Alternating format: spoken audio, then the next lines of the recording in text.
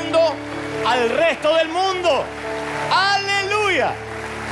Muy bien.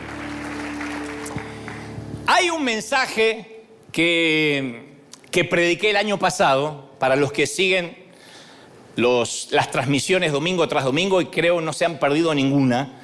Yo lo titulé Gente Rota y en ese mismo mensaje yo conté este siguiente testimonio que voy a relatar otra vez. Es cortito, los que lo recordarán seguramente les va a venir muchas emociones encontradas porque cada vez que yo lo cuento, aunque es cortito, también es traumático y es cruel, por lo menos lo fue para mí.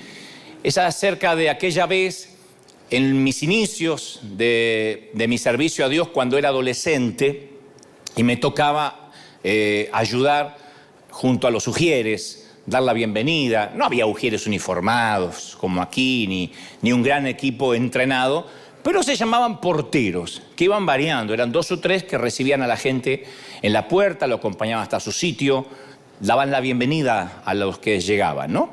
Yo tendría unos, presumo, 13 o 14 años, vestía mi multiúnico traje, brilloso de tanta plancha, brillaba así atornasolado, iba así, se movía así y el sol iba haciendo efecto de tanta plancha que tenía, ¿no? Mis zapatitos lustrados, para dar una buena impresión. Mi mamá decía siempre, aunque seamos pobres, pero limpito. Así que yo estaba como gato de rico, peinado así a la gomina para atrás, ¿no? Y ese día el pastor nos anunció que vendría una visita. Las visitas no eran frecuentes en nuestra pequeña congregación. Así que le preguntamos cómo él sabría que vendría alguien nuevo.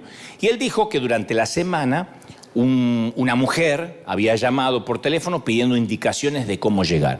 Muy raro por allá los años que te estoy contando.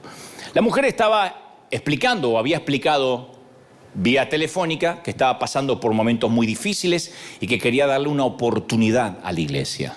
Ella dijo, soy católica, generalmente he ido a misa un par de veces, pero ahora yo quiero darle una oportunidad a la iglesia evangélica. Así que justo antes de que comenzara el servicio, yo me ubiqué en la puerta junto a Roberto, que era el portero, nombre ficticio, le cambié el nombre para preservar su identidad. No creo que él viva, pero sus hijos sí, sus nietos, y no quiero que sientan vergüenza del abuelo. Entonces, yo estaba con Roberto en la puerta y la vimos llegar a la dama, la vimos llegar. Mientras todas las hermanas de nuestra congregación vestían todas o casi todas de largo, por debajo de las rodillas, por debajo de los tobillos inclusive, nuestra visitante que llegaba por primera vez cerró la puerta de un auto desvencijado, mientras que en la otra mano sostenía un cigarrillo y vestía jeans apretados, una blusa ajustada sin mangas. Yo me acuerdo que traté de dilucidar cuál sería su problema. Recordemos que el pastor nos había dicho, viene una mujer que está necesitando a Cristo urgentemente. Así que yo pensé, ¿qué tendrá? ¿Un novio abusivo? ¿Adicción a las drogas? Su perfil podría encajar en cualquiera de estas patologías, ¿no? Desempleo, depresión, abandono, o quizás todo eso junto. Traté de verla. Bueno, era una adolescente, pero yo veía a la mujer y no estábamos acostumbrados a tener ese tipo de mujeres en la iglesia. No era una mujer de vida ligera o promiscua necesariamente, pero no eran las típicas hermanas con el moñote acá arriba y las faldas largas. Entonces, Roberto se adelanta y le da una inolvidable bienvenida a la joven. Le dice, señorita, en esta iglesia nos vestimos con lo mejor para Dios. ¿Esto le parece una vestimenta santa? Esto es una iglesia, no es un burdel. Su manera de vestir va a tentar a los jóvenes y a los hombres que hay acá adentro. ¿Qué nos va a tentar? Primero que eran todos, los jóvenes tenían, el más jovencito tenía 71. Y después estábamos todos los chiquitos. Y la mujer quedó paralizada, muerta de vergüenza, y yo lo vi todo. Lo vi todo congelado de rabia, pues no podía decir nada. Él era el portero, él era el ujier, ¿no? Y la mujer se pegó la media vuelta, en roja, avergonzada, contrariada, y caminó hacia su estropeado auto y se fue. Nunca más la volvimos a regresar, obviamente. Y Roberto dijo, hija del diablo, ya vas a necesitar de Dios. Lo peor fue que salió el pastor a la puerta, Roberto le contó el incidente y le dijo, no la dejé entrar porque no sabe cómo vino vestida. Esto no es un prostíbulo, pastor, como usted nos enseña. Y el pastor le dijo, está bien, hiciste bien. Hay que cuidar la doctrina. Si no, si permitimos esto va a ser cualquier cosa. Y en ese momento algo sucedió en mi corazón, que esto es lo que contaba yo en el mensaje Gente Rota. Algo me ocurrió dentro, como un punto de inflexión, como un antes y un después. Siempre hay esos momentos en la vida en que hay un antes y un después. Entonces, ante Dios hice varias promesas que me propuse cumplir durante el resto de mi vida. Pero me prometí, en primera instancia, a priori, resistirme a juzgar a alguien en el futuro por su aspecto físico, por su apariencia o por su vestimenta. Pero fundamentalmente prometí no convertirme nunca en alguien como Roberto o como el pastor que teníamos en aquel entonces, y le pedí al Señor que usara esta experiencia para que mi corazón siempre sintiera compasión por quienes no conocen a Cristo y bajo ningún punto de vista primero van a seguir las reglas antes de acercarse a Cristo. De eso se trataba.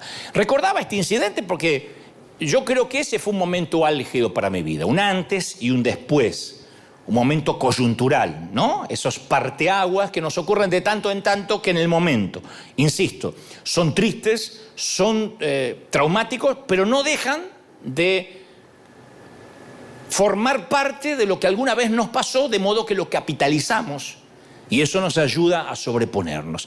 Y yo pensaba una y otra vez sobre este incidente durante esta semana y es así como Dios me daba este mensaje. Hay un fascinante episodio, un pasaje en las Escrituras, en el Nuevo Testamento, que es el relato de una visión que tuvo el apóstol Pedro en el techo de una casa. Estaba en una azotea, estaba orando en la terraza, había subido a la terraza a orar para estar tranquilo, para que nadie lo molestase. Supongo que habrá dicho, me voy a la terraza, no me moleste, estaré orando allí. Y comenzó a sentir hambre.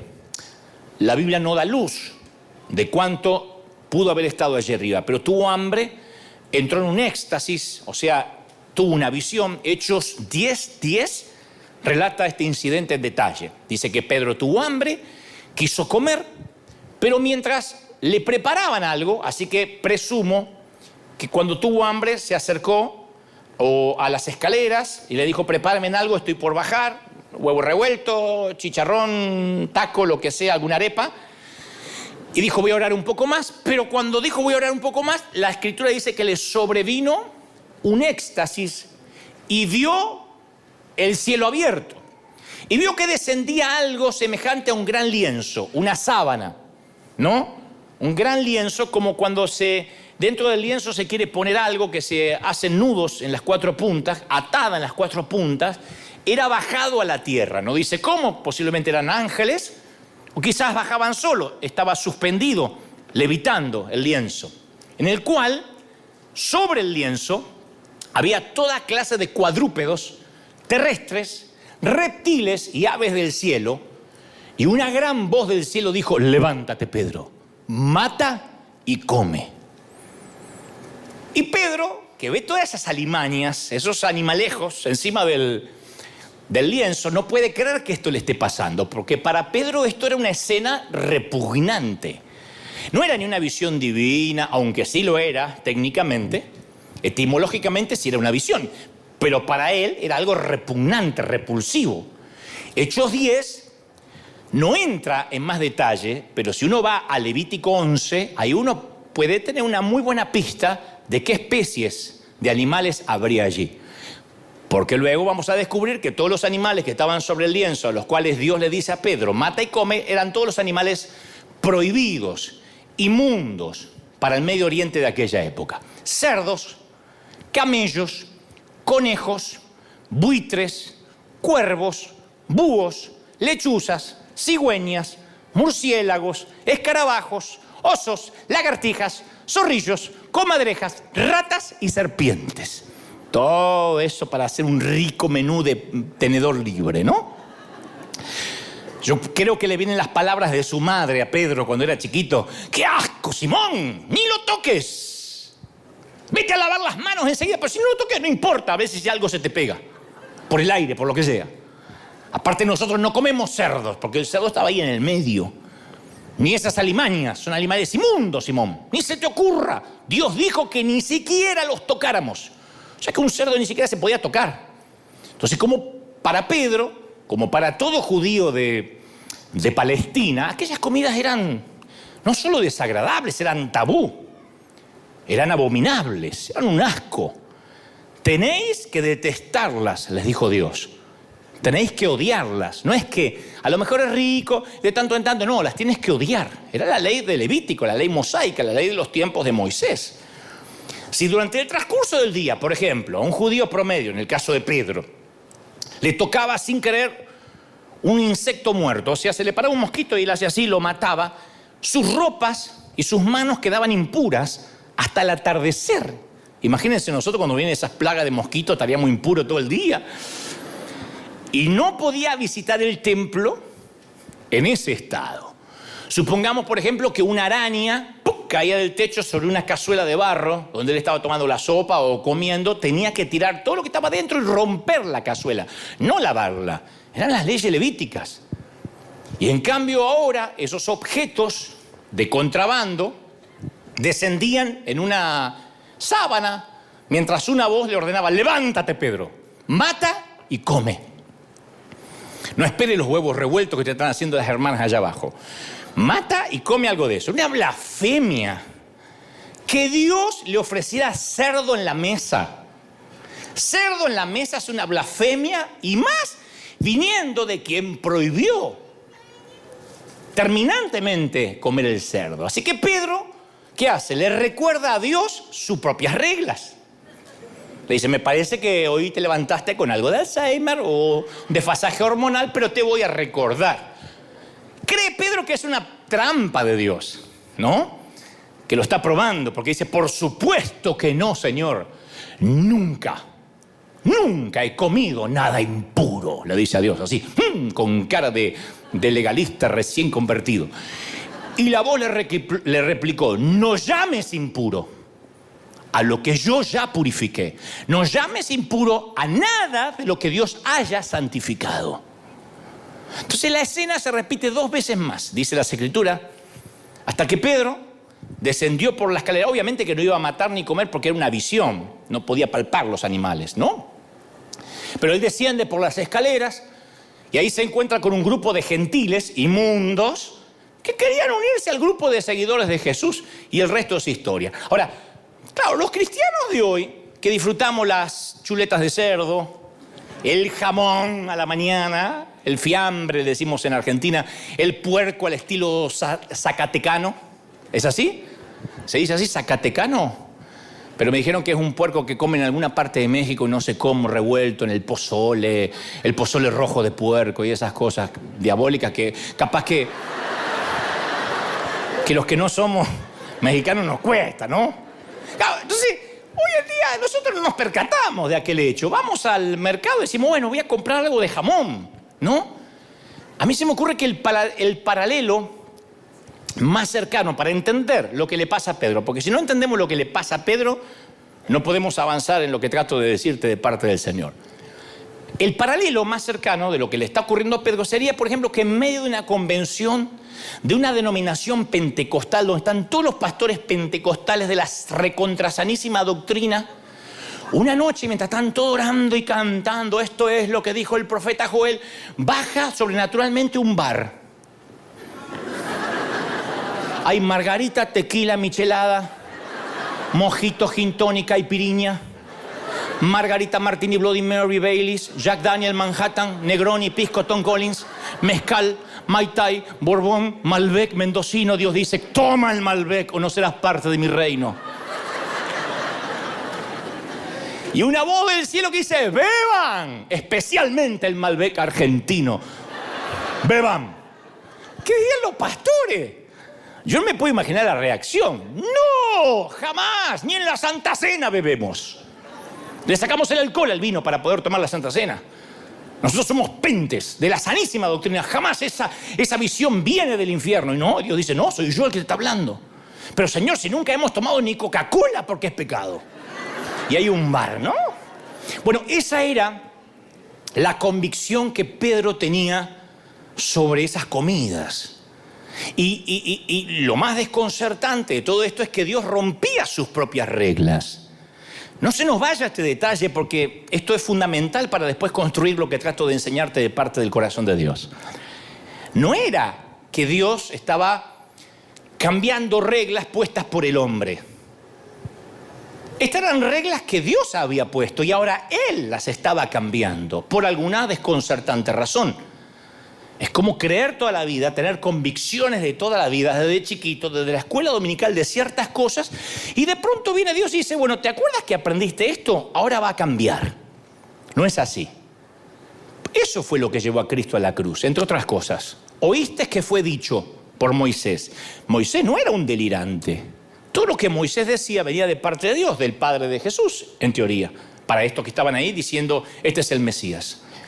Oíste que fue dicho, mas yo digo, el cambio de doctrina, el cambio de paradigma, hay que tener la mente muy abierta, porque aún viniendo de Dios, a veces estamos concentrados y cerrados en lo que creemos. Puede descender el mismo Dios y decimos, no, tu doctrina dice así. Sí, pues yo te estoy cambiando la doctrina.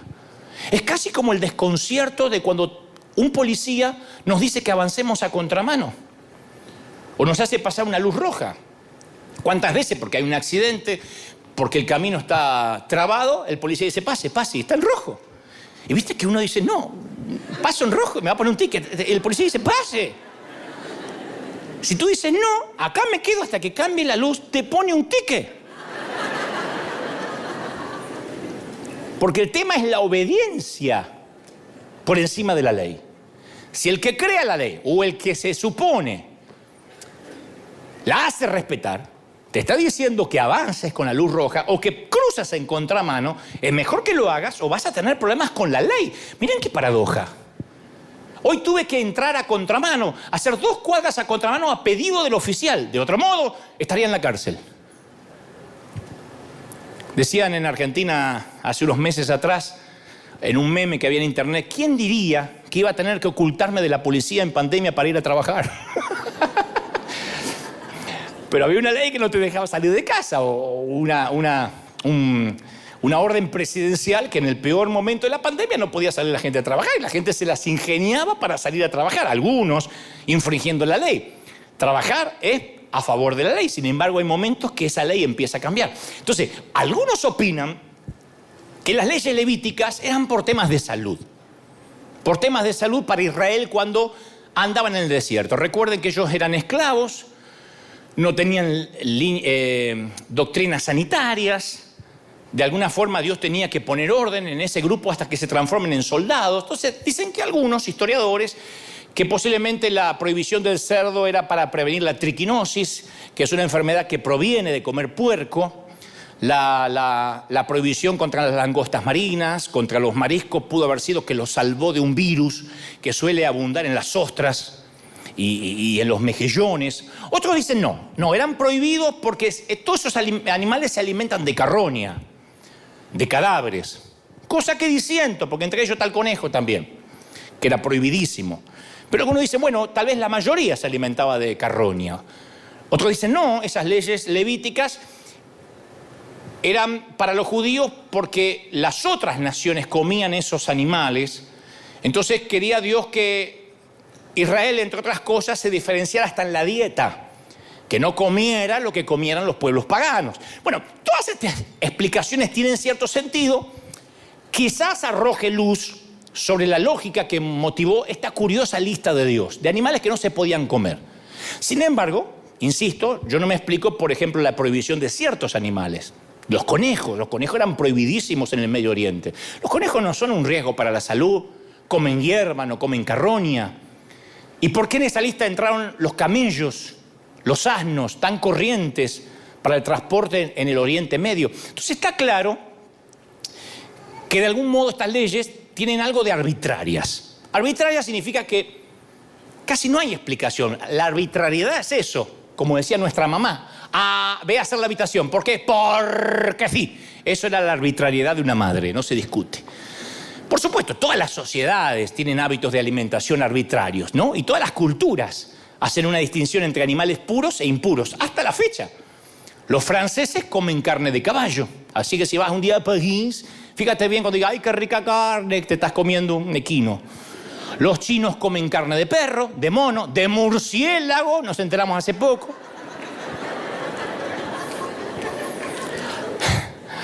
Los neozelandeses, la gente de Nueva Zelanda, comen canguros. Les dicen que es una comida muy rica, un poquito dura, pero rica. Los africanos comen insectos. Los caníbales comen gente. El nene caníbal mira un avión y dice, ¿eso se come? No, hijo, lo de adentro nomás. Es malo el chiste, pero tenía que meterlo en algún lado. Los mexicanos comen chicatanas, chapulines, gusanos de maguey, gusano de maguey con el mezcal. ¡Ay, qué rico! Con mucho gusano de maguey.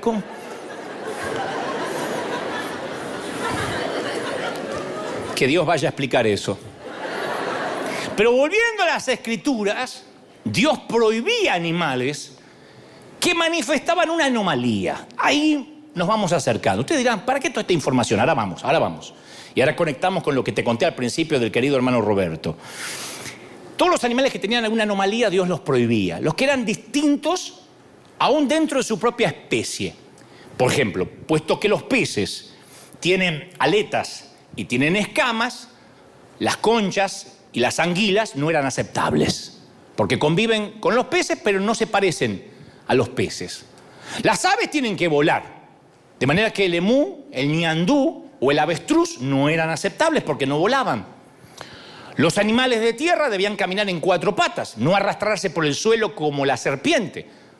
Entonces el animal doméstico que sí se podía comer, las ovejas, las cabras que rumian, que tienen las pezuñas hendidas, esas se podían comer porque estaban dentro de los mamíferos que eran aceptables. Un famoso rabino dijo alguna vez, si yo tuviera que decir qué es lo que hace para Dios o qué es lo que hacía para Dios inmundo un animal o impuro, es que tenga una cualidad que por alguna u otra razón es anormal a la mayoría de su especie. Vamos a resumirlo. Dios no aceptaba exóticos.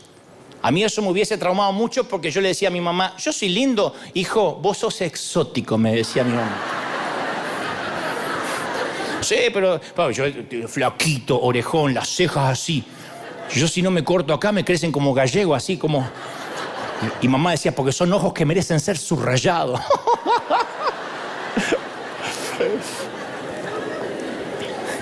Exóticos. Cuando uno dice, estoy bonita y estás exótica. No, la belleza exótica existe, que no es la belleza convencional. Entonces, la dieta de los israelitas excluía a todos los animales exóticos, raros.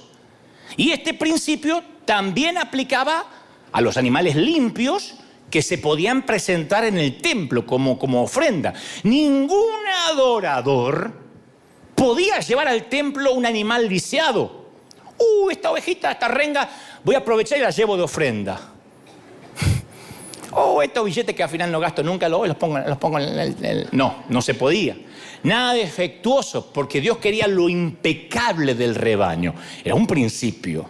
Desde Caín para acá, el pueblo tenía que seguir las precisas instrucciones de Dios o arriesgarse a que la ofrenda no sea aceptada por el Todopoderoso. Dios exigía perfección. Lo mejor que tengas, lo mejor me lo traes. No se admiten animales exóticos ni raros. Entonces, el Antiguo Testamento les aplicaba una clasificación similar, pero mucho más cruel a las personas. Así como Dios era con los animales, también Moisés recibió la ley de que esto se aplicara a las personas. En el templo, los gentiles se podían reunir en el balcón. Nosotros, por ejemplo, al no ser judíos, la mayoría, nunca hubiésemos entrado al templo sin saber lo que pasaba dentro. Hubiésemos tenido que estar solamente en el patio, en el balcón, lo que se llamaba el atrio de los gentiles. Nunca hubiésemos podido entrar al templo de aquel entonces, a la parte principal del santuario. Las mujeres judías podían entrar solo a la zona de las mujeres. Esto es en Israel hasta la fecha. Yo fui a visitar la tumba de David y me metí sin querer y vi un montón de mujeres y todas empezaron a gritar como si me hubiese metido en el baño de damas. ¡Oh, y me hablaron otro idioma! Y dije, bueno. Resulta que está el ataúd de David allí, hay una división en el medio y las mujeres entran de un lado y los varones de otro. Eso sigue muy marcado en el pueblo judío. Ni te imaginas lo que era en el templo. Las mujeres tenían que entrar a la zona de las mujeres y confiar en el varón que podía entrar, que llevaba la petición al sacerdote. Los hombres laicos judíos tenían una zona cercana al altar, pero ni siquiera ellos se podían pasar al lugar santísimo. Esa zona era reservada, el altar, para los sacerdotes. Solo un sacerdote entraba en ese lugar una vez al año, el día de Yom Kippur, que se celebra hasta el día de hoy, y entraba con un cordel atado al tobillo, por si Dios lo fulminaba adentro, si la ofrenda no era grata, y entonces los demás, para sacar el cadáver, tiraban del cordel. Ni siquiera podían entrar a quitar el cadáver porque morían también. Era el lugar santísimo donde vivía Dios. La arquitectura misma del templo le recordaba a los israelitas que todos ellos estaban separados de Dios, porque Dios era santo y ellos no lo eran. Ahora piensa en el paralelo moderno de una persona que le quiera enviar hoy un mensaje al presidente de los Estados Unidos. Dice, yo quiero hablar con el presidente de los Estados Unidos. Según la constitución de este país, dice que cualquier ciudadano puede enviarle al presidente un correo electrónico, un mensaje. No tenemos su celular, pero no es una locura si quiero enviarle un mensaje al presidente. Pero, sin embargo, si viajáramos a Washington, D.C., hiciéramos fila junto a los turistas que suelen entrar a diario en la Casa Blanca, no tendríamos la esperanza de que vamos a conseguir una cita personal con el presidente. Aún si le habláramos a alguno de sus asistentes privados y personales, ningún ciudadano común y corriente, y esto nos incluye, podríamos entrar al Salón Oval para hablar con el comandante en jefe de las Fuerzas Armadas de los Estados Unidos. Porque el gobierno funciona por jerarquía, y aparta a sus funcionarios del público de acuerdo a un protocolo. Imagínense que un presidente tuviera que aceptar a todo el mundo. No podría nunca gobernar, no podría gestionar. De manera similar, en el Antiguo Testamento había una escalera jerárquica que separaba al pueblo, a la gente de su Dios, que no estaba en base al prestigio, sino a la limpieza, a la santidad. Solo el sacerdote que se tenía, y esto no es broma, se tenía que purificar hasta los calzones. El calzón tenía que ser de lino, blanco, tenía que purificarse hasta su ropa interior, sus partes genitales, antes de entrar. Una vez al año, el día de Yom Kippur, que todos estaban con el corazón en la boca, si salía vivo o no. ¿Qué trabaja tu marido de sacerdote? ¡Ay! Un día entra y no sale más. Ahora, a ver, una cosa es clasificar de inmundos a los animales, ¿no? Y otra muy diferente hacerlo con las personas, pero las leyes eran muy estrictas. Quiero que tengan en cuenta esto para saber qué es lo que tenemos. Si no entendemos esto, no vamos a valorar lo que trato de decirte de parte de Dios. Levítico 21 dice, ninguno de tus descendientes por generaciones, por generaciones, que tenga algún defecto, se acercará para ofrecer el pan a su Dios. Ustedes dirán, ¿está hablando metafóricamente? No. Ningún varón en el cual haya defecto se acercará. No aceptaremos en el templo varón ciego, o cojo, o mutilado, o sobrado, o sea, que tenga una joroba, que tenga algún sobrehueso, o varón que tenga quebradura de pie, o rotura de mano, o enano, o jorobado, o que tenga una nube en el ojo, o que tenga sarna, o empeine alto, o testículo magullado. Aunque se rían, está en las Escrituras. No saben qué es lo que agrego y qué es lo que... Ahí está, Levítico 21. En resumen, los que tenían algún detallito en el cuerpo, un daño, no reunían los requisitos, no se admitían exóticos en el templo. Y Levítico 21 sigue aclarando, las mujeres en su menstruación, en su periodo, los hombres que habían tenido una emisión nocturna recientemente, las mujeres que acababan de parir, las personas con enfermedades en la piel, con llagas purulentas, el que había tocado un cadáver, todas eran declaradas ceremonialmente inmundas. Claro, en esta era actual de corrección política, Esta clasificación es discriminatoria porque está basada en el sexo, en la raza, incluso en la salud corporal. Hoy es inconcebible pensar esto. Sin embargo, este era el ambiente que definía el judaísmo. Los que se atrevían a decir, soy santo para acercarme a él. Y todos los días, ¿saben cómo los hombres judíos comenzaban la oración? Toda la mañana decían, gracias Señor por no haber nacido gentil, por no haber nacido esclavo, por no haber nacido mujer. Todos los días. Me imagino la cara de las hermanas y de la madre diciendo, por no haber nacido mujer, ¿cómo te agradezco? La gana de matarlo. Entonces Pedro, después que ve la visión de los animales inmundos, bajo presión, acepta visitar la casa de un centurión romano y dice, vosotros sabéis cuán abominable es para un varón judío juntarse con un extranjero. Hechos 10:28. Así que vengo y hago esta concesión por la visión que vi, pero es abominable para mí estar en la casa de un extranjero. Esto ocurrió nada más que porque había visto la visión en el techo de la casa. Y continúa Pedro, pero a mí Dios me ha mostrado que ningún hombre puede llamar común o inmundo a otro si Dios lo santificó. Nadie puede discriminarlo, dice Pedro. ¿No es maravilloso? ¿Qué se estaba produciendo? No se pierdan esto. Una revolución de la gracia. Una revolución que Pedro apenas le baja la moneda. Todavía no lo puede entender, porque va medio con asco a la casa del centurión romano. Se estaba produciendo una revolución. Los fariseos habían establecido normas precisas para permanecer limpio. Ningún judío puede entrar a la casa de un gentil. Nunca comer con pecadores. ¡Jamás! Nunca trabajar en el día de reposo. Lavarse las manos 7 veces antes de comer. 7 veces. ¿Sabes cómo se te enfría la pizza hasta que te lavas 7 veces? Y son muchos y hay un solo baño, te morí. Por eso cuando aparece Jesús, los judíos religiosos se sintieron más escandalizados que emocionados. Estaban escandalizados. El tipo era un asco en todo. Era abominable. No era, hay cosas que no compartimos porque es un poco loco. Era abominable Jesús para ellos.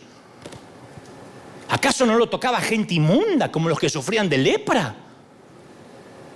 Que el mismo leproso decía, da la orden de lejos. No. Y lo tocaba. ¡Un leproso! Estamos hablando de no tocar extranjeros. Imagínate tocar un leproso. ¿Acaso Jesús no permitió a una mujer de mala reputación que le manoseara los pies con su cabello? ¿Que con su cabello de prostituta le secó los pies? ¿Acaso Jesús no cenaba con recaudadores de impuestos? Y esa laxitud para las reglas y para la limpieza y día de reposo empezó a ser muy notoria. El Señor como que no le hacía caso a nada de eso. No solo eso, sino que deliberadamente entraba a territorio gentil. Un judío no te pisaba territorio ajeno. Se relacionaba con gentiles Jesús. Había elogiado a un centurión romano porque le dijo que nadie en Israel tenía tanta fe como él. Como decirle a un chileno que juega mejor que los argentinos la pelota. Satanás, nunca en la vida. Cada vez una cosa que... Se había ofrecido a entrar en la casa de un centurión para sanar a su siervo. No, yo voy a tu casa. No, da la orden. Hasta el centurión dijo, no te metas en problema. Da la orden. Yo tengo gente bajo mis órdenes. Le digo, ve y va, ven y viene. No te metas en lío. No, yo quiero ir. No, da la orden. No lo quería meter en problemas a Jesús. Había sanado a un mestizo samaritano que estaba leproso. Sostuvo una conversación larga con una mujer samaritana cuando judíos y samaritanos no se hablaban. Aquella mujer rechazada por los judíos a causa de su raza, rechazada por sus vecinos a causa de sus amantes, fue a ella quien Jesús le reveló la identidad como Mesías, plenamente, la primera persona que le reveló que era el Hijo de Dios. Y como si fuera poco, Jesús da el mandato de ir a todos los inmundos, que sean testigos en Judea, Samaria y hasta lo último de la tierra. La manera en que Jesús trataba a la gente inmunda los dejaba escandalizados porque los tocaba, los amaba. Por eso los llevaron a la cruz. ¿Qué hizo Jesús? Básicamente, anuló el mandato de que no se aceptaban exóticos y reemplazó ese mandato por una nueva norma de gracia. Todos somos exóticos. ¿Quién no es raro? Todos somos raros y Dios nos ama tal cual somos. Raros, exóticos, diferentes, zurdos, feos. Alguien tiene que decir, ese es mi Jesús. Ahora, ¿por qué Jesús entró con un látigo al templo, enojado, como una tromba? Porque la propia arquitectura del templo era una expresión de la jerarquía judía. Los gentiles solo podían estar en el atrio, y encima que estaban en el atrio, que no lo dejaban entrar a los pobres tipos. A Jesús le molestó que los mercaderes convirtieron eso en un bazar del oriente, con balido de oveja, con discusiones sobre precio. Difícilmente esa gente iba a ser conducida a la adoración. Tras que no podían entrar, estaban ahí afuera y no lo dejaban entrar porque le peleaban los precios y le cambiaban la moneda. Y Marcos relata que después que purificó el templo Jesús, los jefes de los sacerdotes planificaban cómo matarlo. No es que dijeron, ay, nos está haciendo la vida imposible, vamos a quitarle el like. No, vamos a matarlo. Hay que matarlo, hay que liquidarlo al tipo este. En un sentido literal, Jesús selló su destino, insistiendo en que los gentiles tenían el mismo derecho a acercarse a Dios. Entonces, escalón por escalón, Jesús fue derribando esa jerarquía inútil, torpe, imbécil, que había marcado distancia, quién se podía acercar y quién no. Invitó al banquete de Dios a los hombres con defectos, a los extranjeros, a los inmundos, a los perdedores. Isaías había profetizado que iba a haber un gran banquete donde iban a estar invitadas todas las naciones. Pero a lo largo del tiempo las palabras de Isaías se fueron perdiendo y los judíos restringían la lista VIP, a los que estaban puros, que era mentira, ninguno estaba puro, eran hipócritas, simulaban estar puros. Porque no trabajaban el día de reposo, se lavaban 7 veces las manos, pero criticaban, chismeaban, hipócritas, lenguas de víbora, criticones. Editaban videitos de YouTube, en ese entonces ya empezaban a editar, eso hacían. Y en el contraste, en la versión de Jesús del gran banquete, muestra un anfitrión que dice, salgan a las plazas. Nosotros decimos, ay, qué linda parábola. En el momento era para matarlo. Traigan a los pobres, a los mancos, a los cojos, a los ciegos, que hay lugar en la mesa. ¡Está loco! ¡Cerdos en la mesa! Jesús dice que como uno dijo, no puedo ir al banquete. Ah, no, me salió un casamiento. Ay, no, es que hoy justo me toca carnita. Entonces Dios dijo, traigan a los cojos, a los ciegos, a los mancos. El hijo pródigo termina en la escena de un banquete donde presenta como un héroe a un inútil que dilapidó la reputación de la familia. Entonces, ¿qué quiere señalar Jesús? Que todo lo que la gente considera indeseable son infinitamente deseables para Dios y que cuando regresan a Él hay fiesta, hay candela, hay azúcar.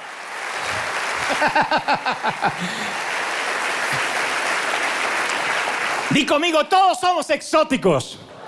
Ah, sí. Y si no, mira. Mira qué nivel de exoticismo. Existe exoticismo, si no lo acabo de inventar. Pero bueno, otra parábola famosa, la del buen samaritano, que presenta a 2 profesionales de la religión que pasan de largo por el herido porque bien podría ser un cadáver, porque lo dejaron como muerto y ellos no iban a tocar un cadáver. Y Jesús hizo de héroe de esta historia a un samaritano, que era como hoy hacer el héroe, el buen nazi. ¿No? Como un samaritano. Así que los religiosos estamos peor que un samaritano. Y también en los contactos personales Jesús derribó las categorías de impuro o impuro. Porque, por ejemplo, Lucas 8 cuenta 3 incidentes seguidos que le agarraba ataque de caspa a los religiosos. Porque los tipos lo iban siguiendo. Siempre había gente siguiéndolo, doble agente, para ver en qué lo podían enganchar. Entonces, miren un día de Jesús. Primero, va a una región de gentiles. Sana a un hombre desnudo, estoy hablando del Gadareno, y lo manda de misionero a su propio pueblo. Toca el tierra y va a donde están los cerdos y a un cementerio. Después, Jesús es tocado por una mujer que sufre de hemorragias hace años, un problema femenino. Una mujer así no podía tocar a nadie, ni a sus propios hijos. Porque los fariseos enseñaban que estas enfermedades ocurrían a causa del pecado de la persona que las llevaba. Y Jesús los contradijo.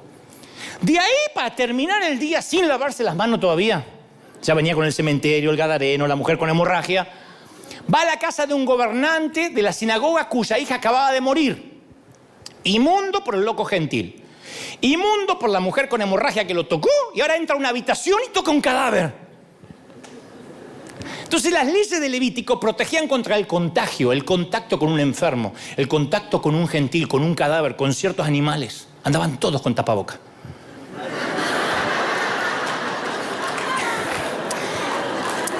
Una metáfora.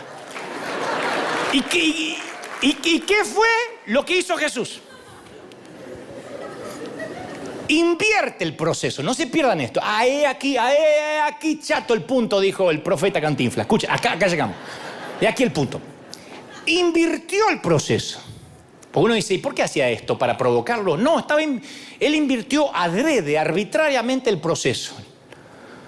En lugar de contaminarse, él sanaba a la persona. El loco desnudo no contaminó a Jesús. El loco desnudo fue el que quedó sano por encontrarse con él. La mujer con el flujo de sangre no avergonzó a Jesús, ni lo hizo inmundo. Fue ella la que se marchó sana y pura. La niña de 12 años que había muerto tampoco contaminó a Jesús con su rigidez cadavérica, sino que ella fue resucitada. Entonces, en el enfoque tomado por Jesús, yo no veo que él abolió lo que Dios había dicho.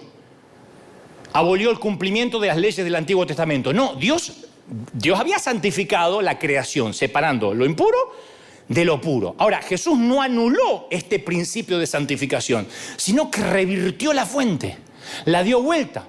Nosotros somos los agentes de santidad de Dios porque Dios habita dentro nuestro y donde nosotros tocamos, contaminamos con santidad, con pureza, con sanidad, con prosperidad. Alguien tiene que aplaudir más fuerte que eso. Nosotros. Entonces, en medio de un mundo impuro, podemos caminar como lo hizo Jesús, buscando forma de ser fuentes de santidad. Los enfermos y tullidos no son para nosotros puntos de contaminación. Nadie es punto de contaminación para nosotros. Nadie. No importa la enfermedad que tengan, nadie es punto de contaminación si creemos esta palabra. Sino que ellos son depósitos de la misericordia divina. Nosotros estamos llamados a extenderles esa sanidad, esa misericordia, a ser portadores de gracia, no evitadores del contagio. ¿Se entendió? Nadie me dice, me están diciendo, pero ¿según qué? Estamos hablando de la lepra, lo más contagioso que había en esa época. Te acercabas a un leproso, el leproso estornudaba cerca y la lepra no tenía cura. Se te empezaban a caer primero las extremidades hasta que perdías el sentido del tacto y las ratas por las noches te comían partes de tu cuerpo. Eso era la lepra en Medio Oriente. Jesús no dijo, bueno, yo llego hasta el leproso. Qué sé yo, un ciego te toco, pero un leproso, mejor de lejito, no corramos riesgo. Todavía no llegué a la cruz. ¡No! Él dijo, yo traigo la santidad. Yo hago puro lo impuro. No llames impuro lo que yo santifiqué, dice el Señor. Yo hago puro lo impuro. ¿Sí? Ahora, no voy a aclarar mucho porque el que tiene oídos que oiga, pero a la iglesia le tomó tiempo adaptarse a este cambio. De no haber sido así, Pedro no hubiese necesitado la visión del techo. Si Dios ya había dicho, el Señor ya había dicho que le vayan a predicar a todos. Pero de igual manera, la iglesia necesitó un empujón sobrenatural para entender que este evangelio no se restringe a los que están en santidad. Santifícate. Hermanita, esas no son ropas para entrar a la iglesia. A Dios no le agrada. Cámbiese la ropa y venga. No. El Espíritu Santo envió a Felipe a un camino desértico. Se encontró con un extranjero, un hombre de color, un hombre moreno, que además era considerado impuro bajo las normas del Antiguo Testamento. Era un eunuco, o sea, tenía los testículos dañados. Y se encontró con un moreno con los testículos dañados y Felipe lo bautizó y fue el primer misionero enviado al África. Dios ni siquiera le importaba que era eunuco. El apóstol Pablo, quien fuera al principio, él mismo diría, fariseo entre fariseos, que muchas mañanas le había dado gracias a Dios, gracias que no nací gentil, gracias que no nací esclavo, gracias que no nací mujer. Ese era Pablo.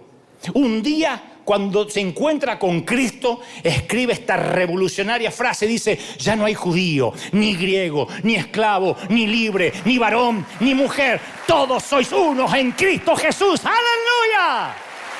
No. Dile, Señor, ese es mi iglesia, ese es mi Cristo. ¡Wow! Entonces, ¿qué hizo la muerte de Jesús? Tiró abajo las barreras, los muros que se querían levantar, que habían separado a la gente en categorías. La gracia se abrió paso. Pasaron 21 siglos desde que Dios iluminó a Pedro encima de un techo. Y sin embargo, aquella visión a mí me hizo muchos cambios en mi vida, muchísimos. 2 fundamentales, que me cambiaron mi forma de predicar, mi forma de ser. Yo creo que tienen consecuencias para todos los cristianos, pero a mí esta revolución de la gracia iniciada por Jesús me afecta de una manera personal. De 2 maneras. A saber, primero, y espero que te afecte también, a mí me afecta personalmente en que, en primer lugar, facilita mi acceso a Dios. Yo nací en una iglesia donde yo no podía llegar a Dios. A Dios llegaban los pastores más rápido que yo, los apóstoles, los profetas. Ay, usted pastor que ora tanto, que usted lo usa tanto, ore por mí. No me impone la mano, profeta. Ni un profeta o alguien que aparentaba ser ungido, hacíamos fila porque estaba cerca de Dios. Ni te digo si profetizaba, Dios me dice que te diga que ayer tenías un calzón amarillo y Dios me dice que te... Nosotros corríamos porque estaba cerca de Dios. Nosotros no, éramos como los gentiles. Entonces parecía que en mi iglesia que nadie había leído la visión de Pedro, ni los cambios que introdujo Jesús. Muchos me dicen, ¿estás dolido con tu congregación de niños? No, a mí me duele que esto todavía exista. Que yo ya no soy niño y esto exista. Mi iglesia tal vez no exista más, pero ese tipo de congregación existe en el mundo. Decían que esto era un altar. Que está bien que metafóricamente, digamos, pase al altar, como una manera de identificar el lugar. Pero decían, no, que había un altar santificado. Que acá subían los que estaban en santidad. ¿Sabe las veces que yo no subía? Yo tocaba la batería de la iglesia y no subía a tocar porque no me consideraba santo. Porque me había agarrado trompada en el colegio, porque le había hecho bullying a alguien, porque me gustaban 2 chicas a la vez, porque... Yo tenía 13, 14 años. No tomaba la Santa Cena ni subía a tocar. ¿Qué pasa con la batería? Decía el pastor, no puedo, pastor. Pecó. Si va a subir acá, santifíquese. Esto era como que caías muerto si subías acá. Hasta decían que el púlpito era sagrado. Esto es un atril, lo compramos nosotros. No es que alguien toca esto, le agarra la chiripiorca, no. Es para apoyar la Biblia. No es santo. Pero a nosotros nos gusta agarrarnos del Antiguo Testamento y decir, no, este lugar es santo. El púlpito fue consagrado a Dios. No podemos hacer que una persona sea santa por sí misma y vamos a hacer que un pedazo de acrílico o madera sea santa. Entonces, cada domingo los gentiles pasábamos al altar y el pastor oraba por nosotros.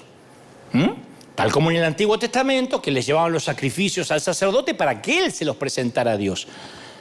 En el Antiguo Testamento la gente le decía al sacerdote, ¿le podría hablar a Dios acerca de mi problema? Las mujeres estaban afuera, ni siquiera podían traer los problemas. Acá le decían al marido. El marido, como todo marido, cuando llegaba acá se olvidaba la mitad de lo que le dijo la mujer. Y el sacerdote subía a la plataforma o se metía en el lugar santísimo, realizaba los ritos sagrados dentro del lugar santísimo. Y hay muchos ministros modernos en los que hemos cometido ese error, en que nos gusta esa sensación de poder, de nosotros estamos más cerca de la unción que ustedes. Más cuando la gente te dice, ¡ay, qué ungido! Cuando usted salió hoy, ay, no sé si le viste las alas, yo le vi 2 alas al pastor. Alas de pollo me viste, porque Y a nosotros nos gusta eso, nos gusta el ego. Ay, sí, bueno, es que yo hoy estuve muy ungido y siempre que estoy acá, si sacan una foto, no salgo en la foto porque estoy tan níveo, tan impoluto. Entonces, a veces nos conviene o nos convino convertir pequeñas piedritas en pan para darle a la gente y que regrese por más el próximo domingo en lugar de conducirlos al pan de vida. En lugar de enseñarles a comer solos. En lugar de enseñarles a adorar por sí mismos. Y miren que somos duros, que Dios tuvo que enviar o permitir una pandemia para que los pastores, algunos, soltaran el control. De tener a la gente con miedo, que si yo no te doy la unción, que si no te impongo las manos, que si no te controlo la santidad te perdés. Y hay un montón de gente que no se perdió. Que aprendió a adorar solo, que aprendió a leer la Biblia, que el Espíritu Santo lo bendijo, que lo hizo crecer. Pero ¿qué pasa? Así como los pastores, muchos nos gusta, que nos digan cositas lindas, a muchos también se acostumbran a esa relación vicaria con Dios, a esa espiritualidad prestada. Es lo que un autor querido dice, son pornógrafos espirituales, voyeristas, que les gusta mirar sin compromiso, mirar sin necesidad de intimidad. Cuénteme un par de testimonios, tíreme la unción que me voy a casa. Pero para Hebreos 4:14, en Hebreos 4:14 dice que cualquiera de nosotros entra directamente a Dios, ya no hay intermediarios. Por más que respetemos al pastor, todos entramos directamente. Acerquémonos, pues, confiadamente, di confiadamente. No te vas a morir. Aunque hayas besado a la suegra, no te vas a morir. Al trono, no dice el patrio, al trono de la gracia. Para alcanzar misericordia, para hallar gracia, al oportuno socorro. Así que, hermanos, teniendo libertad para entrar en el lugar santísimo por la sangre de Jesucristo, por el camino nuevo que nos abrió a través del cielo, acercándonos, Él es el sacerdote. ¡Aleluya! Oh, yo celebro eso. Y se tiene que terminar esa hegemonía pastoral de que yo administro la unción. ¡No! Hay que leer Levítico y saltar a Hechos para darse cuenta que hubo un cambio sísmico. Y mientras que los adoradores del Antiguo Testamento se purificaban ellos mismos para entrar al templo y le presentaban ofrendas a Dios para no ser muertos, en Hechos los seguidores de Dios, de Jesús, se reunían en hogares y se dirigían a Dios con un vocablo nuevo, Abba, que era el término familiar para decir papá. Antes de Jesús, a nadie se le hubiese ocurrido decirle al gran Yahvé, al Señor soberano del universo, papá.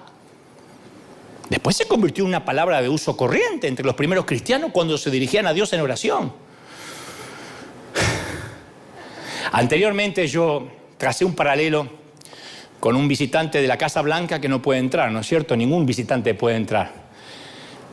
Pero sin tener cita, digo. Pero hay ciertas excepciones. Hay algunas excepciones.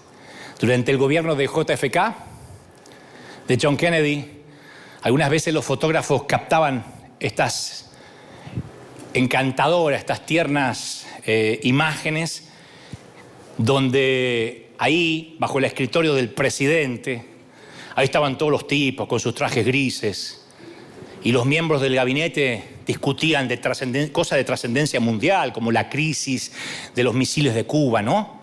Y mientras ahí abajo estaba John, que era un nenito de solo 2 años, y John seguía al papá por los pasillos de la Casa Blanca, se metía en todos lados, nadie lo podía detener, ignoraba el protocolo, John ignoró el protocolo de la Casa Blanca, y todos los gravosos asuntos del Estado no le importaba si estaban tirando una bomba, si tu papá hablaba con los rusos, para él su papá era dentista o quién sabe qué. Él nunca necesitó protocolo. Y su padre había dado la orden de que John podía visitarlo y meterse en la oficina oval sin siquiera tocarle la puerta. Y hay un montón de estas imágenes en los archivos de la familia Kennedy, donde nadie jamás se atrevió, ni el secretario de Estado ni los comandantes, a exigirle a John que obedeciera el protocolo que todos los adultos debían seguir. Mucho menos le podían decir nada a los edecanes del presidente, porque John tenía relación. Porque para John, él no era el señor presidente, era Abba, era papá. Esa es la accesibilidad que tenemos con Dios. Así llegamos a Dios. ¡Papá! Debajo del escritorio. ¿Cuántos quieren estar debajo del escritorio de Dios? Del que acomodó el universo, del que puso las montañas en su lugar. Dios es el soberano del universo, pero Él se volvió, a través de su Hijo, accesible como un padre cariñoso.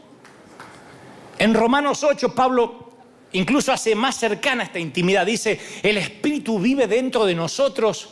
Y cuando no sabemos cómo orar, fíjate vos qué papá tierno, cuando viste cuando un hijo, ¿qué es eso? Cuando los hijos se ahogan así, el Espíritu mismo, cuando no sabes qué decir, intercede por ti con gemidos indecibles. Dice, esto es lo que te trata de decir. ¿No es maravilloso? No tenemos que acercarnos por medio de una escala jerárquica. No tenemos que acercarnos ni por cuestiones de santidad. ¿Y usted qué es más santo? No. Mira, te voy a decir un secreto. La adoración es lo que nosotros le damos a Él. Por eso es muy importante venir a adorar. Eso es lo que uno le da a Él. Servicio a Dios. No es un servicio a la gente. Aunque hay gente egoísta, no acá, vienen al otro servicio que llegan, dice, a ver si hasta me libero de la ofrenda, ¿no? Hay gente que no le gusta dar nada a Dios, son los pródigos espirituales. Dame lo que me toca, Padre. Son los que van por la vida, ¿qué es lo que me toca, Padre? Quiero mi herencia. Por eso muchas iglesias se han convertido en clubes de solicitadores de bendición. En el cielo no habrá pastores, en el cielo no hay evangelistas, en el cielo solo habrá adoradores. Dice la palabra que todos serán adoradores, no habla este no adora, bueno, como este fue apóstol ya puede adorar en la oficina, no, todos son adoradores. Y Dios nos dio acceso para que le adoremos. Ahora, si yo te mostrara los garabatos de nuestra niña, si te mostrara los dibujitos, no significan nada para ti. Y los dibujos de tus hijos no significan nada para mí. Porque no valen por el garabato, sino quién los hizo. Es mi relación con ese nene o nena lo que le da valor. ¿Correcto? Nuestra adoración es una lastimosa crayola. Especialmente en algunos, lastimosa crayola. ¡Ah, te adoro! Comparado con los barítonos, los tenores que están en el cielo.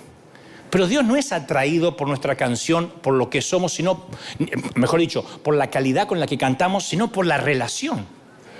¿Qué nos enternece de un niño balbuceando, papi, te amo? No es su capacidad de oratoria la que nos conmueve, sino la relación. ¿Sí?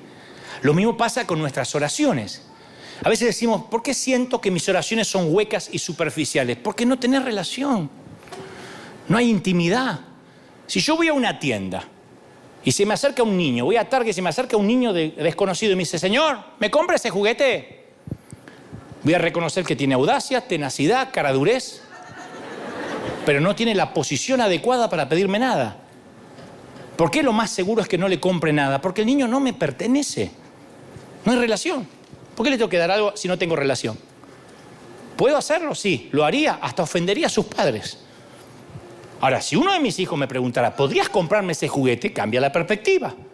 Hay más poder en la palabra papi que Señor. Hay más poder en Abba que Señor, Dios del universo. Hay más poder en papi que Señor. ¡Aleluya!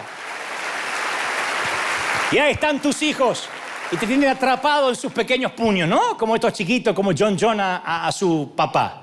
Romanos 8:15 dice, pues no habéis recibido el espíritu de esclavitud para estar otra vez en temor y en el patio dependiendo de los sacerdotes. Habéis recibido el espíritu de adopción por el cual clamamos Abba Padre. Y el espíritu mismo da testimonio a nuestro espíritu de que somos hijos de Dios. Y si hijos, herederos de Dios y coherederos de Cristo. Así que si padecemos con Él, para que juntamente con Él seamos glorificados. ¡Aleluya! ¡Ja, ja! Si el reino de Dios tuviera en la entrada un cartel que dijera no se admiten excéntricos, ninguno de ustedes entraría, yo tampoco. Y Jesús vino para demostrar que es un Dios santo que recibe a una viuda con 2 blancas, un centurión romano, un miserable publicano, un ladrón en una cruz. Hasta en el último momento, con el ladrón en la cruz, ¡pac!, dio la estocada final. Mirá quién me llevo, porque esa conversación se escuchó. Cuando alguno podía decir, bueno, mínimamente había que seguirlo para que Él te perdone. Hoy estarás conmigo en el paraíso. Ni se arrepintió el tipo. Solo lo reconoció. Le dijo, hoy estarás conmigo en el paraíso, así que recuerden visitarlo cuando vayan para allá. Ahí está el hombre que hasta el último minuto de la vida robó. Y en el último segundo se encontró con el Creador, con el Dador, con el que admite excéntricos. ¿No? Solo hay que decir, ¡Abba, Padre! Y segundo, otra cosa. La segunda forma en que a mí esto me afecta, esta revolución de la gracia, es la forma en que yo veo a los demás, a la gente diferente. Porque a medida que aumenta la moralidad en la iglesia y aumenta la inmoralidad en el mundo, algunos cristianos, en lugar de mostrar más misericordia, tratamos de ser más morales. Y sin querer volvemos al Viejo Testamento. No te juntes con esa abortista. A mí me dicen, ¿cómo puedes entrevistar a esa lacra humana? Cristianos, Pero le das prensa a alguien que odia el Evangelio. ¡Qué bajo caíste juntarte con ese corrupto! Me lo dicen. No son inconversos, cristianos, o los que se consideran como tal. Hay una frase usada tanto por Pedro como por Pablo que a mí me fascina, es una imagen fascinante. Ambos dicen que debemos administrar, dispensar. ¿Saben lo que es dispensar?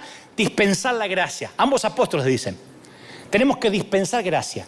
¿Saben qué me viene a la mente? Lo conté una vez el año pasado. Esos atomizadores, mi mamá tenía uno de esos atomizadores que se apretaba una pericia así, de goma. Mi mamá hacía y salía perfume por los finos agujeros de otro extremo. Un poquito así. Estaba todo el cuarto, hasta los mosquitos se iban, todo el cuarto. Apretaba la pericia un par de veces y cambiaba la atmósfera de toda la casa, del barrio. Así es como funciona la gracia, ¿no? Llegamos a una sociedad y entonces nosotros la enriquecemos, cambiamos la atmósfera. Llegamos, claro, no vamos a cambiar la empresa, no vamos a cambiar el país, pero hacemos... Y ya hay gracia en el ambiente. Pero la imagen que prevalece es que muchos hemos cambiado el atomizador ese y usamos el matamosquito, el Raid, o en mi Argentina decía el Fleet. Entonces en vez de dar gracias decimos, allá hay una mosca, fumiga y mata. Allá hay un divorciado, fumiga y mata. Un homosexual, fumiga y mata. Y hemos asumido el papel de exterminadores morales en una sociedad que, claro, claramente está infestada, sí.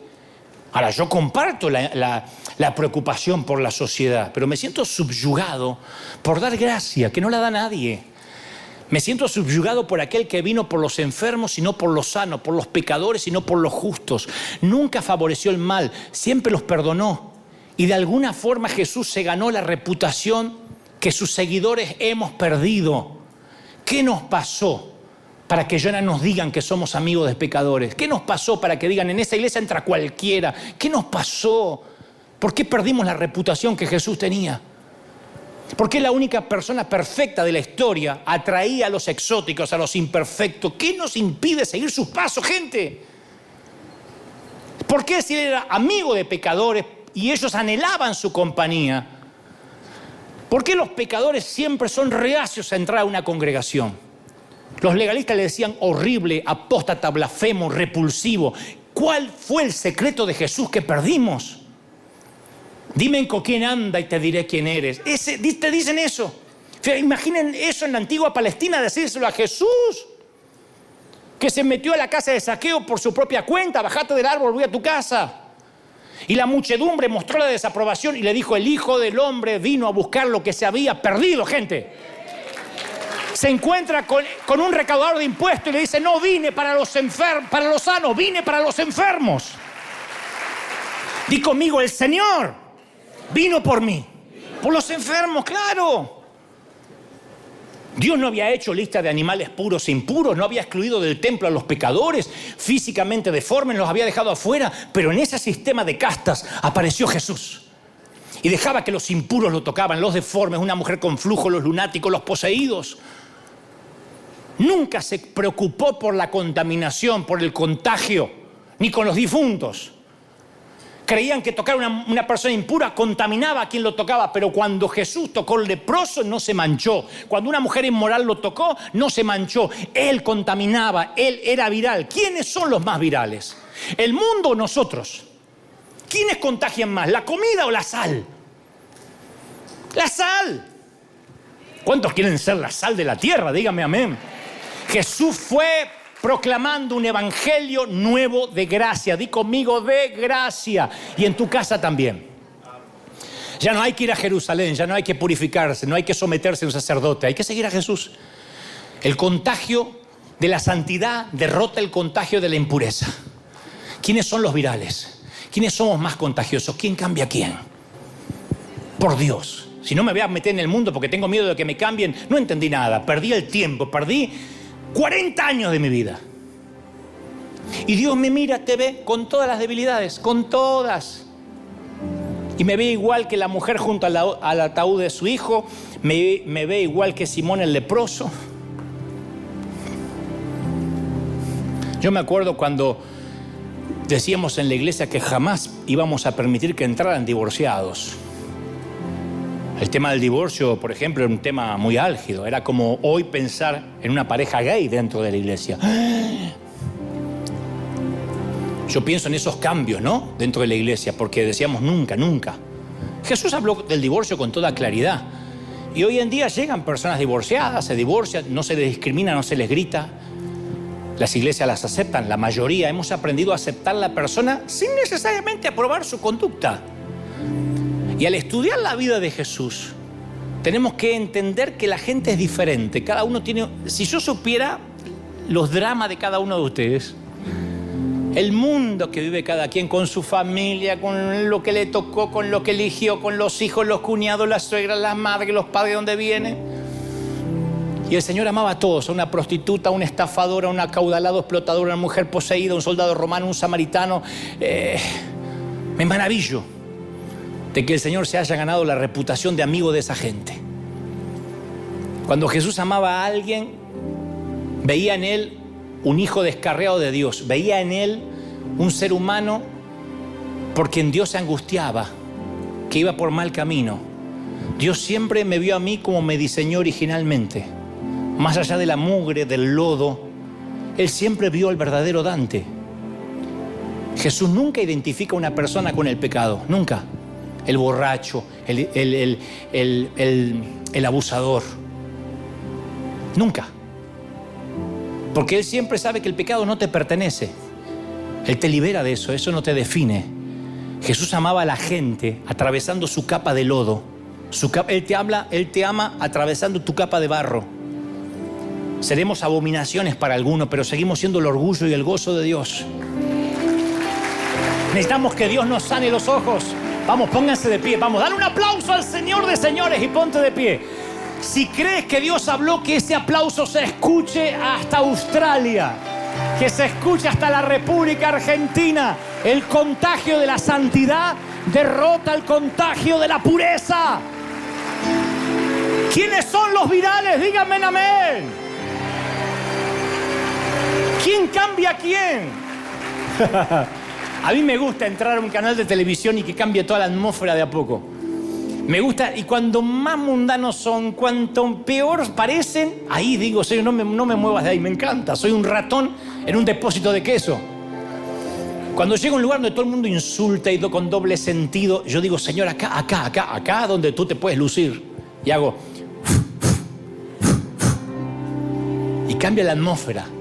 Y la gente percibe gracia. Y cuenta un chiste espantoso y ve que no hay condenación en mí. Y de repente dice algo con doble sentido y ve que no lo estoy condenando, ni dice, te vas al infierno. Y empieza a ver gracia. Y los enfermos y los tullidos no son para nosotros puntos de contaminación. Nosotros somos llamados a extenderles la misericordia, la gracia. No somos más evitadores del contagio. No tengas miedo. No tengas miedo de que tus hijos se pierdan. No podemos pretender que nuestros hijos vivan en colegios cristianos, vayan a universidades cristianas, miren la radio cristiana, miren Enlace y la radio cristiana, y que no se muevan de ahí, y ponerle aplicaciones cristianas, porque así no va a ser sal nunca, va a ser un idiota, un imbécil de invernadero. Tienes que decir, Señor, yo lo envío a mi hijo para que sea sal, para que contagie, para que cambie, para que haga una reforma. ¿Lo crees de verdad? ¿Cuántos lo creen? Díganme amén. Solo así va a cambiar la política. Solo así va a cambiar la política. Solo así va a cambiar los medios de comunicación. Cuando haya alguien que respete, que tenga favor, cuando haya alguien diferente, ahí es cuando los faraones dirán, ¿a quién otro vamos a adorar que no sea al Dios de este? Realmente este tiene al Dios verdadero. Es cuando los faraones, cuando Nabucodonosor, cuando el rey Darío reconocen lo que hay en ti. Pero para eso tienes que saber que la viralidad que tienes es muy contagiosa. Somos altamente contagiosos. Miren lo que pasó con Misión Graneros, con Proyecto Honra. Todo el mundo empezó a salir a dar de comer. Sí, hay que salir porque es contagioso. La misericordia se contagia, la gracia se contagia. Yo nunca tengo temor. Pónganme entre millones de mundanos, de inconversos. Es más fuerte el que habita en mí que los que vienen en contra. Cuando salgas a la guerra, no tengas temor. Yo estoy contigo, aunque sean mayor en número. ¿Lo crees de verdad? Dijo Gedeón, son un montón. Y el Señor dijo, no te preocupes. Tú y yo somos mayoría. Dios y tú son mayoría. Puede haber miles de inconversos. Te pueden hacer la guerra en tu casa, en tu hogar.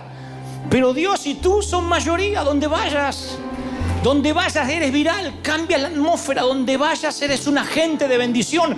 Un canal de transformación. Un depósito de misericordia. Dios te usa. Dios cambia la atmósfera con la iglesia. ¡Aleluya! Yo estoy sintiendo esto. ¿Lo sienten de verdad?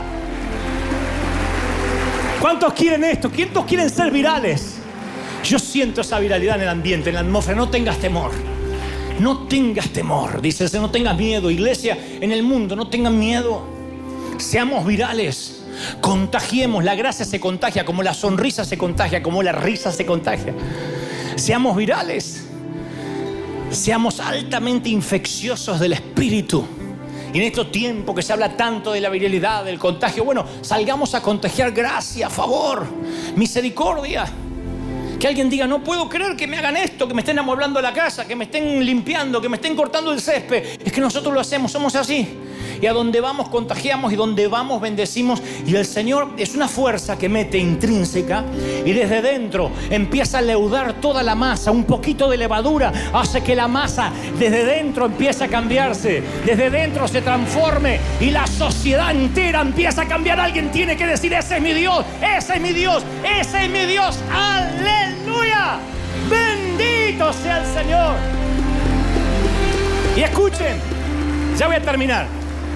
Si esta unción que reposa sobre mí viene para toda la congregación, vas a ganar los amigos y los enemigos de este humilde servidor.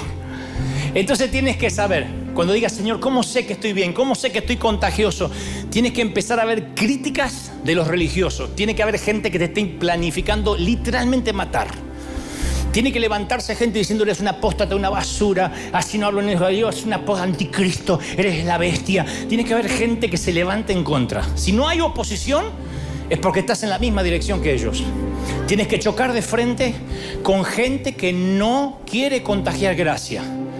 Tienes que chocar de frente con los que dicen, no, mentira, dijo que no hay altar, dijo que no hay lugar santísimo, ¿a qué hemos caído? Tienes que decirle, yo sé que voy a una iglesia, a un hospital de gente rota, donde no hay altar, donde no importa quién es el pastor, ahí nos ministra el Señor, todo el mundo llega hasta Él, todos somos victoriosos y Él nos hace nuevas criaturas. ¡Aleluya! Toda la iglesia diga conmigo, Señor Jesús, te recibo como mi Salvador. Entra en mi vida, perdona mis pecados, haz de mí, fuerte, haz de mí una nueva criatura. Lo recibo, lo creo, amén. Levante las manos, quiero orar por todos. Padre, he transmitido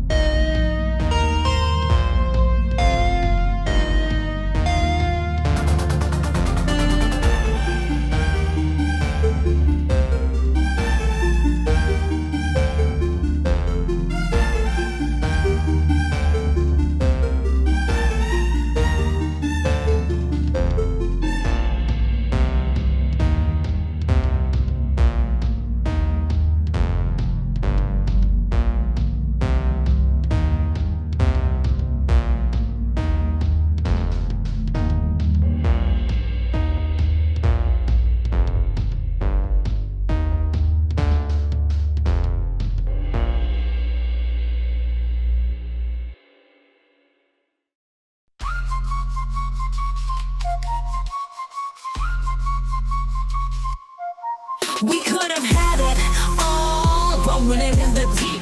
You had my heart inside in your hand and you played it to the beat. Even if I have nothing, oh, haters hate cause I've got it all. Love is love even when I fall. Haters hate cause I stand tall. Love me, hate me, support or berate me, I don't care, it's all the same. Cause I've climbed so many peaks, it's all become a game. Even if I have nothing at all, haters hate cause I got it all. Love is love even when I fall. Haters hate cause I stand tall. Love me, hate me, support or berate me, I don't care, it's all the same. Cause I've climbed so many peaks, it's all become a game. Blah, blah, blah. This beat can be polite if need be, but now I'm unleashing my artillery. It says no, I've been holding back, you see. Sacrifice myself, let others be free. Haters gonna hate, it's your new title. Before me you bow, don't try to rival. Don't compare yourself, I've wrong, surpassed you for years, for seasons, for weeks. It's true, oh no, cutting karma cycle. Your world's mode is no longer viable. Two-faced, you act nice to my face. Behind my back, you're a disgrace. Your thoughts pitiful and frightening. Tasted success, now you're enlightening. Think you're a god after dessert. Sorry, I'm not that naive or hurt. I know what's fake and what's real. Could have had it all, rolling it in the deep. You had my heart inside in your hand and you played it to the beat. We could have had it all, rolling it in the deep. You had my heart inside in your hand and you played it to the beat. My name is not she, action show my drive. But for no problem can survive. On the first place trophy I left my mark. I got the work, I got the money, I got the respect, I got reborn. Breathing air, feeling gravity's pull. Nothing matters but moving forward, that's my rule. Proving myself again and again. This victory is truly mine to attain. Where will I live in your eyes? Watch closely as another storm will rise. I won't accept anyone's disdain. No way, okay, nothing can explain how hard I've worked for this success. No way, okay, every drop of sweat is for progress. Persistent, you get a mix of struggle and regret. Shining like with me, another night on big success leads the way.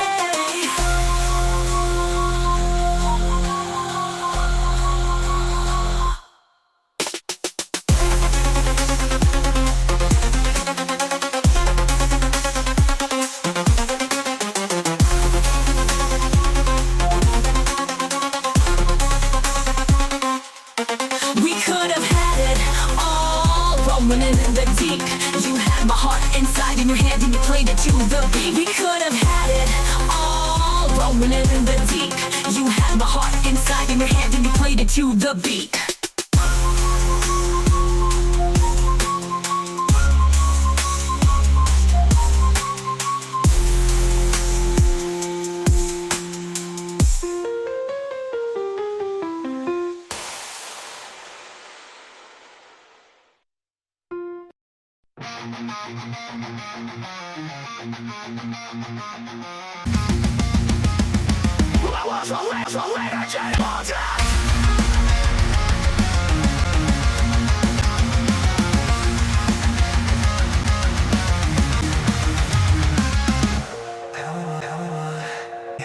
Get lost in my mistakes. Can't I think of anything better?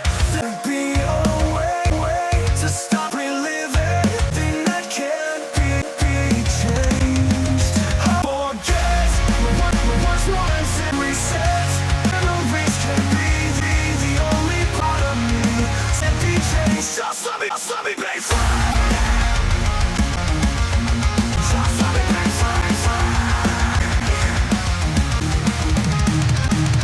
Joy flies by, don't remain once.